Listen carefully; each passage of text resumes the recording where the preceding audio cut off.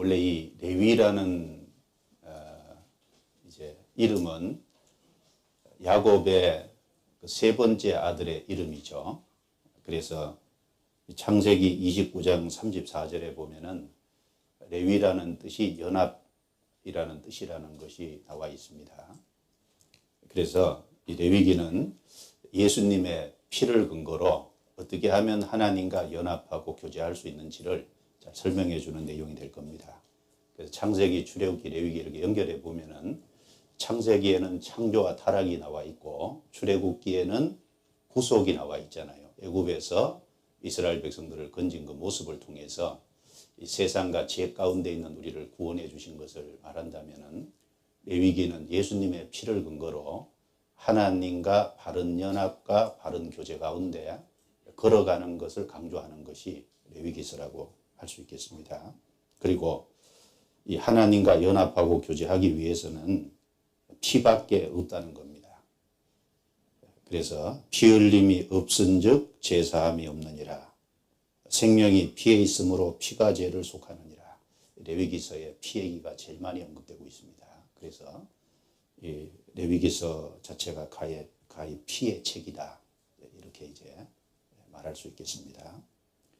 이 중심 메시지 1번에 보면 예수님의 희생을 통해서 죄를 씻어내고 깨끗게 되는 것, 그리고 두 번째는 그 피를 통해서 정결케 된 사람이 어떻게 하면은 거룩하게 성화돼서 빛 가운데 실제적으로 걸어갈 거냐.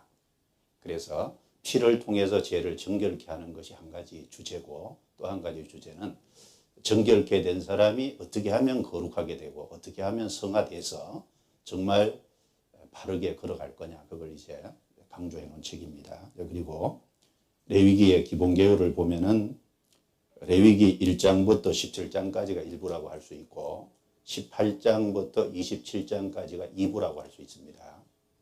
그래서 1부에는 주로 피를 근거로 우리 죄가 깨끗게 됐다는 것을 강조하는 거고, 실제로 2부는 깨끗게 된 사람이 거룩하게 되고 성하게 돼서 이제 걸어가는 실제 삶을 이제 말한 겁니다. 그래서 거기 이제 적어 놨는데요. 한번 보겠습니다. 그 로마자 2번 기본 개요의 두 번째 단락입니다.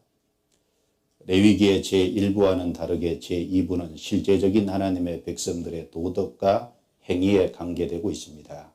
한마디로 말하면 삶과 관계되어 있다는 거죠. 그래서 1부는 위치적인 성화라면 2부는 실제적인 성화를 말하고, 1부가 하나님 피로서 결합을 말한다면 2부는 실제적인 교제를 말하는 거고, 1부는 생명 얻는 것을 말한다면 2부는 생명을 누리는 것을 말하고 있습니다.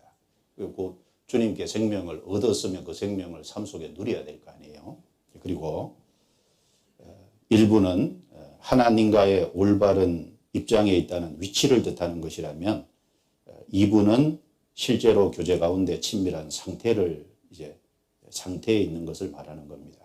그래서 1부는 이제 위치적인 것, 2부는 이제 실제 우리의 상태, 이제 그것을 말하고 있는 겁니다. 그래서 이제 다르게 바꾸어 말하면 1부는 의롭게 되는 걸 말하고, 실제 2부는 의롭게 살아야 되는 걸 말하죠. 1부는 거룩하게 되는 걸 말하고 2부는 거룩하게 살아야 되는 것을 말하고 있습니다. 1부는 용서받는 것을 말한다면 2부는 용서하는 것을 말하고, 1부는 사랑받는 것을 말한다면 2부는 사랑을 행하는 것을 말하고 있는 겁니다. 그래서 1장부터 17장까지가 1부고 18장부터 27장 2부가 이렇게 이제 구분이 되겠습니다.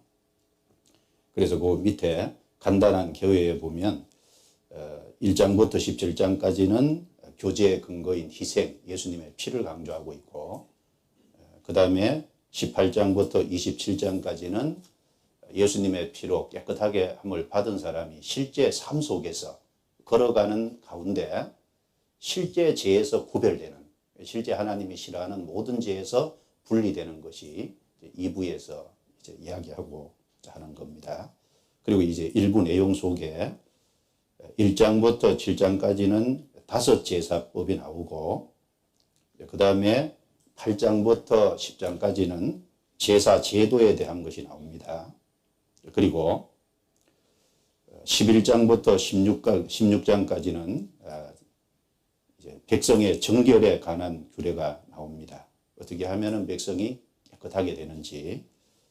그리고 17장은 제단에 대한 얘기가 나오죠. 17장은 피로서만 우리 죄가 사해진다고 하는 것을 17장이 이제 최종적으로 강조를 하는 겁니다. 그리고 2부에 넘어가면은 18장부터 20장까지는 백성의 실제적인 도덕에 관한 규정이 나와 있습니다. 그래서 일반적인 규정이죠. 그래서 이 내용을 가만히 보면 하나님을 사랑하고 이웃을 사랑하고, 그래서 이 성도덕에 대해서도 이제 깨끗해야 되고, 그래서 일반적으로 여러 가지 실제 규범들을 이제 말하고 있고요.